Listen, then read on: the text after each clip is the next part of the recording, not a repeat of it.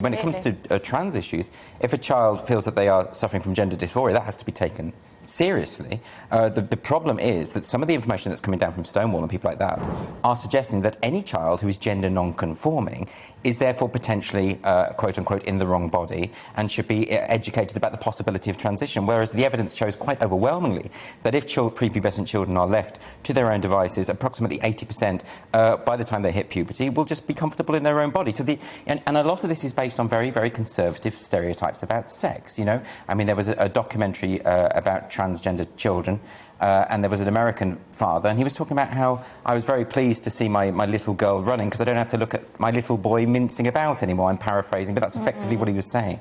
So you get into this situation where we're effectively seeing maybe a tomboy, a girl who likes to play football, or a boy who likes to wear dresses, and saying, no, we need to fix that, and we need to imply that maybe there's a problem with gender dysphoria where, now there might be, but a lot of the time what we're dealing with is gay kids. And I'm sure that there's a compassionate sort of overzealousness there, where sure. people are trying to do what's best. But it's really interesting you mentioned that 80-20 split, that sort of Pareto principle there. Because that 20% really does matter. It does, exactly. And obviously people are really trying to step around that and be careful and considerate towards that 20% of kids who genuinely might need to transition later in life. How do we strike that balance? How do we make sure that those people aren't locked out of the process? That's exactly my point about taking these things seriously. And you know, even when it is a minority, that doesn't mean it's not significant. Yeah. It is a really difficult question, but what you don't do is take a sledgehammer approach that just makes an assumption about the 100%.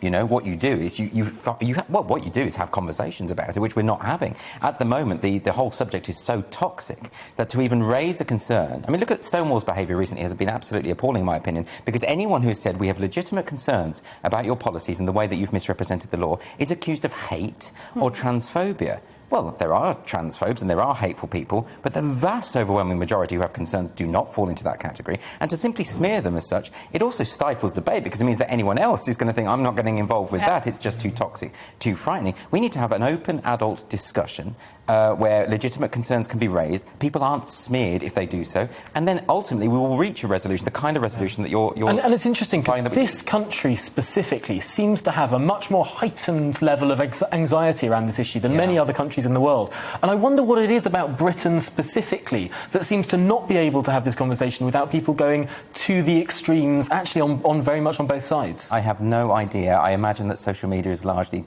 part of it. You know, I can't possibly say. I mean, it is true, though, that we do have a specific problem with this, and I don't know why. Maybe it's to do with our tabloids. Maybe it's to do with the way that everyone just accuses each other of all sorts of things. On the one side, people are saying you're a hateful transphobe. On the other side, people are assuming you're a misogynist, or etc.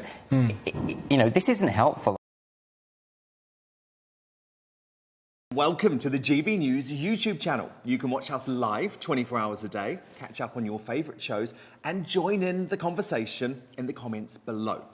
Don't forget to subscribe and you'll never miss any of our exclusive content.